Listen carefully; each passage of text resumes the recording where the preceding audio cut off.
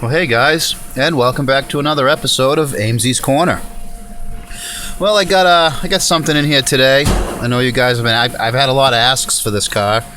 What I got here is a '93. Oh no, it's rather an '03 Saab 9.3. Sorry about that. Just looking around. This is something a lot of these do. These Chevy Saabs. They use this. I don't know what exactly it is. Some sort of matte rubbery finish. And it always just peels. It just peels everywhere. Gets on your clothes, all in the the trim panels and stuff. This thing's only got what 138,000 miles, and just where's build quality? That's something you just don't see in these. After 98, you just don't see the build quality anymore. Some of the 9.5s aren't so bad, but man, these plasticky 9.3s are just falling apart. Definitely not built like the old ones.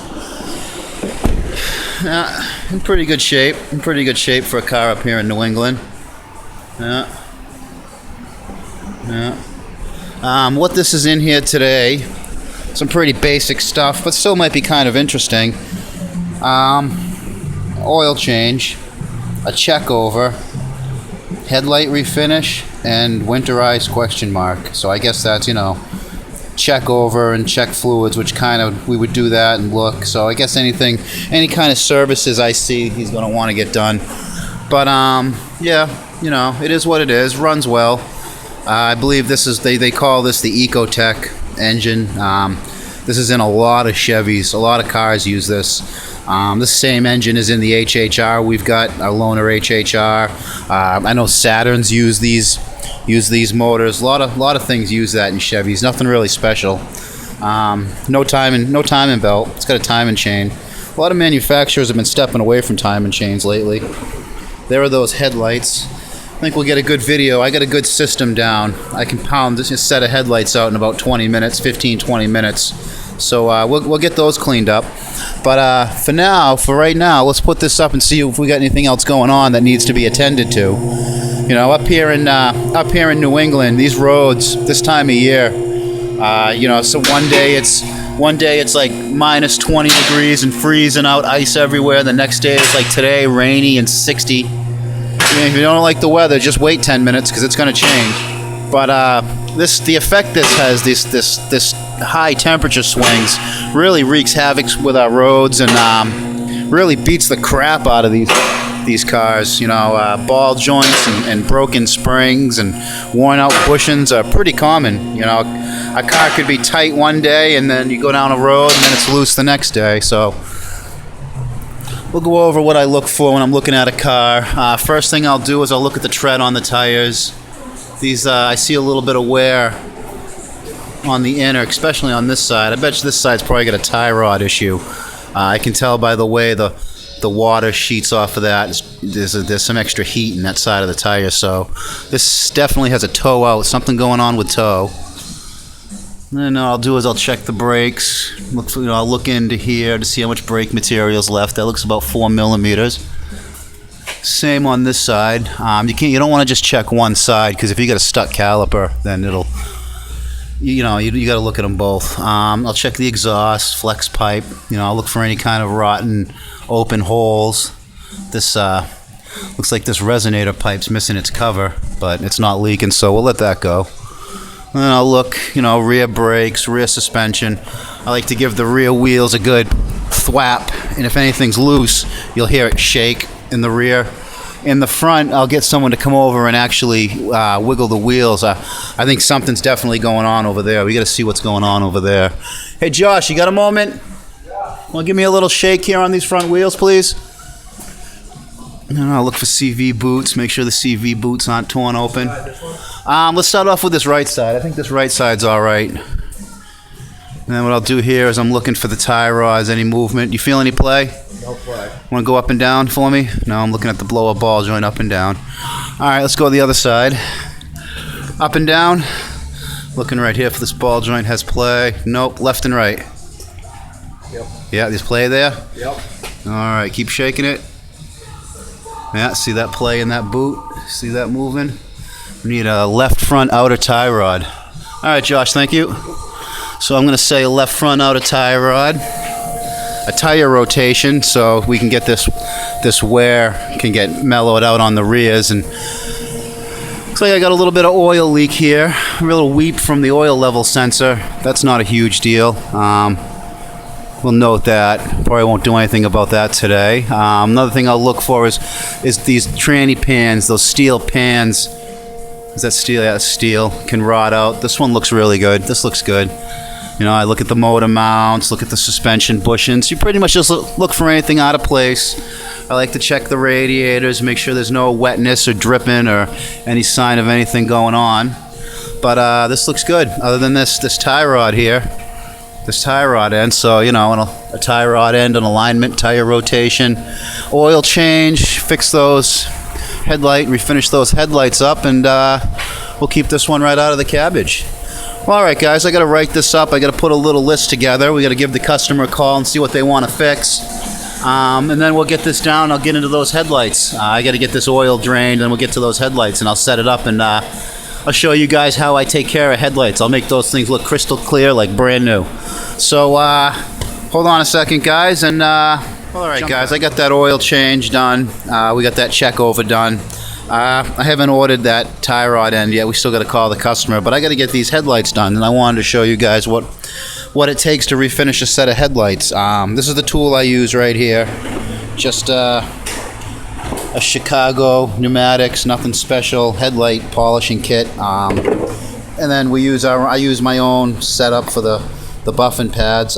These gold discs are 500 grit, and then these white ones are 800 grit. We'll use this to cut all of this roughness off. Basically, this fog is just pits, little pits in the plastic. So we gotta sand all those pits down to make it smooth, and then we have to keep sanding down finer and finer to get rid of the scratches I'm gonna leave getting rid of those. That's what these are. These are pretty rough, then these are a little finer, and then we'll go to a buffing wheel with some compound. And that brings me to the other stuff we need here.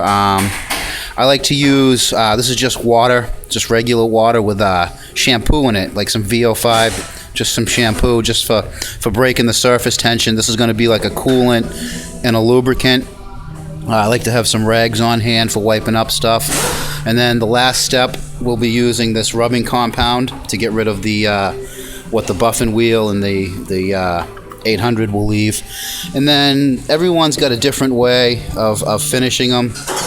We got this Headlight Sealant here, which needs a foam brush to put on, so I don't like using anything that needs like brushes, because that's just another thing to buy. Another thing I've had mixed success with is just a clear coat, just a decent middle of the road clear coat, which I have just for headlights. You got to be real careful with that though, because sometimes it can go wrong. So let me set up a camera, and we'll get these headlights cleaned up. Well, all right, guys, I got a camera set up here, and I'll start going at this headlight first and go back and forth. If you can hear me, great. If not, I'll have to add some subtitles or something. It's kind of loud in here with the heater going and the radio on, so I'll try to let you guys know on what I got going on. So anyway, we're going to start off with those gold flap discs here, the gold discs. And don't really have to clean them, just going to take everything off. It looks like you're getting good and wet with the soap here. Make sure you guys can see that. And bring it right over. Make sure it's nice and lubricated and wet.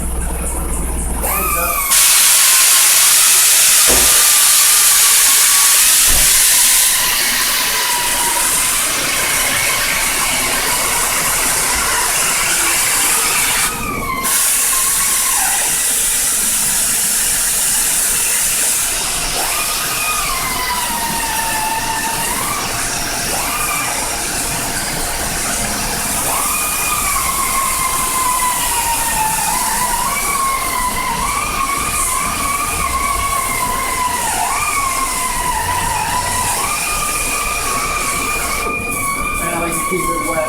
You'll notice I'm not using any masking tape. A lot of people will mask all around these, so if they slip with the tool, it doesn't damage the paint. I've done enough of these that I'm pretty good with this. I don't have to worry about that stuff. That takes a lot of time.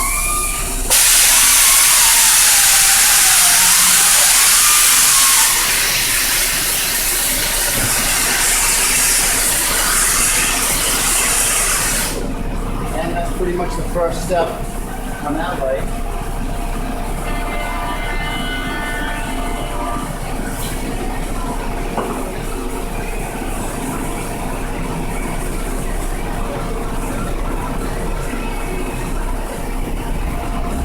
I'm going to move over here to the other side. Bring you guys over with me.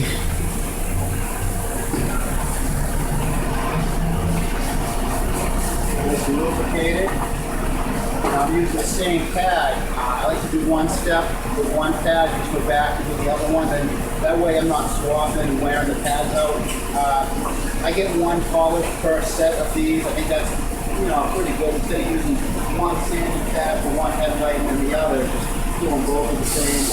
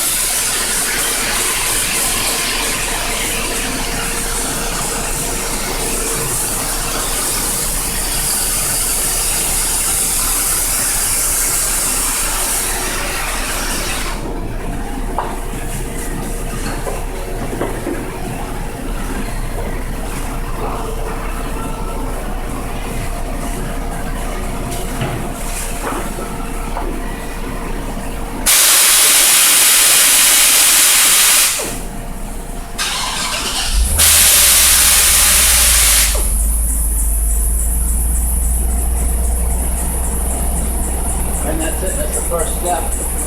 You could actually do a couple of headlights with that, because sometimes I save them. Just in case I want for my own car, I use one of the old ones, but customer cars, the fresh pads. So let me just move you back over here for step 2 on the left light.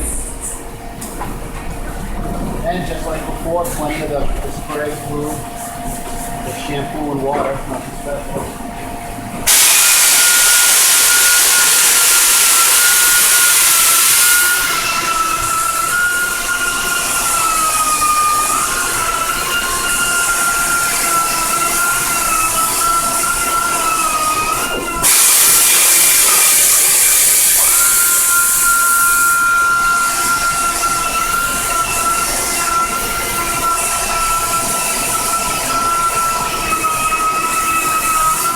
Sorry if I'm blocking the shot, but I'm trying to get this done as fast as possible.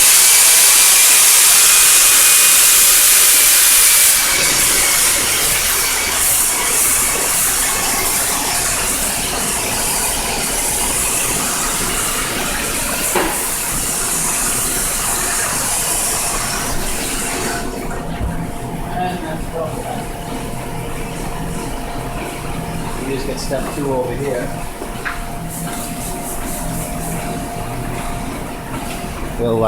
We'll bring you over. How's that?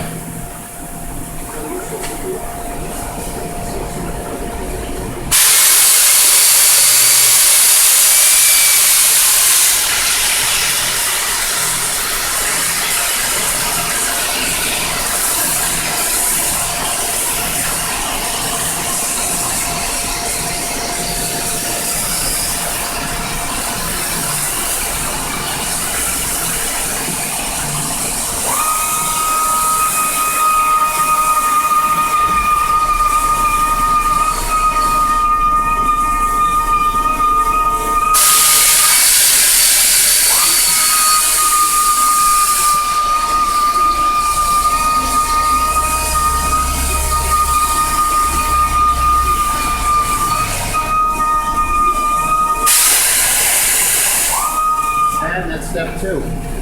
We'll move to the other side. We'll go to step 3, which is compound. Now, pretty much just egg crate foam is really all it is with the backing on it. And then we'll use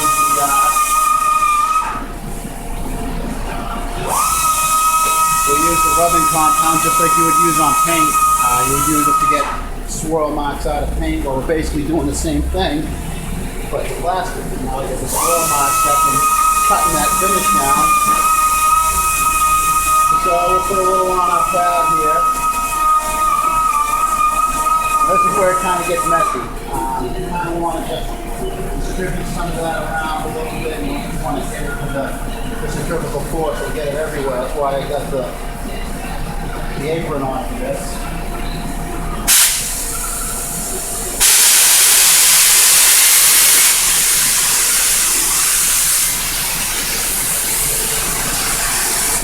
One thing about when you're at this point, this is safe for paint. You can actually use this to buff paint, so it's less critical if I touch the facade. If we go sanding disc, it'll take that silver paint off just like that. You touch it, and the customer sees it, and you gotta touch it up. So, customer concern with the polish that.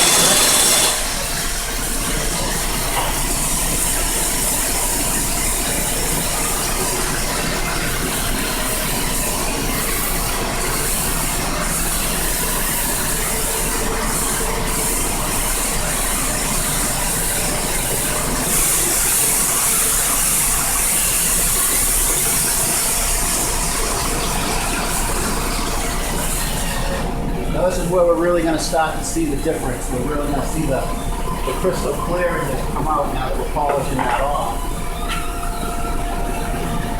And you'll see now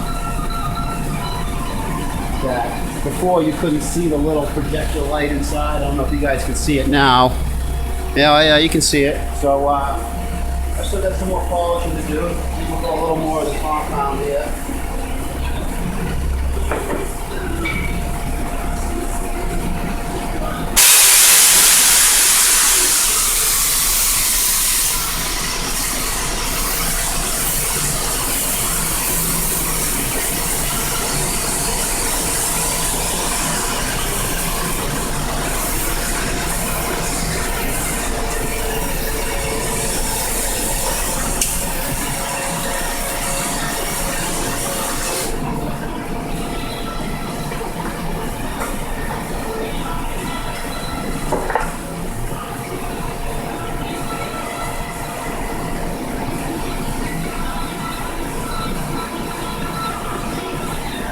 Go.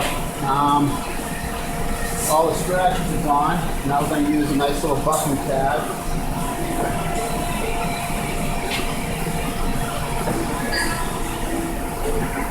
And a little old-fashioned turtle wax.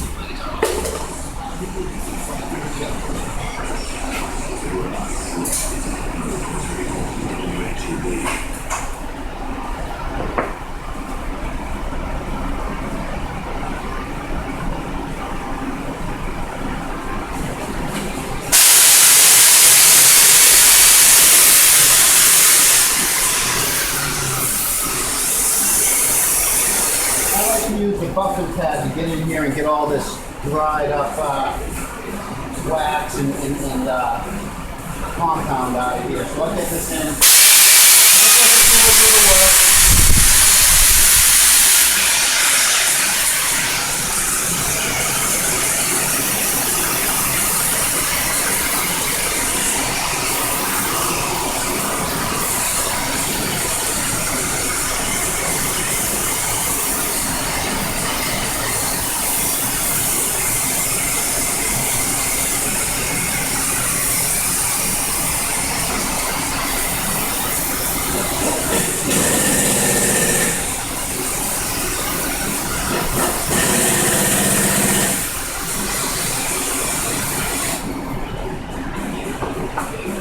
And there you have it. There you have it. So that's about what they look like. I mean, that's got all the scratches. So it would have been yellow, but as foggy and opaque as that. But with the yellow, and you can go back and look, and that's how they come out. I just got a little more polishing to do, but I don't think you guys need to see every little piece of that. So yeah, you know, headlights. This is the season to get your headlights working. Do them right up, fix them right up. So I got to finish this other side up, polish that up, and we got to give the customer a call and see if he wants to do that that tie rod in. But I got to get going. I can't talk about videos. I can't make movies all day. We got a lot of work to do. I just wanted to do something in one of the last weeks of the shop here before we go to the new building. I just wanted to do something. I figure we got a nice Saab in. That's something everyone's probably worried about this time of year. So yeah, we'll keep this one out of the cabbage. So until next time, guys, you keep it out of the cabbage too.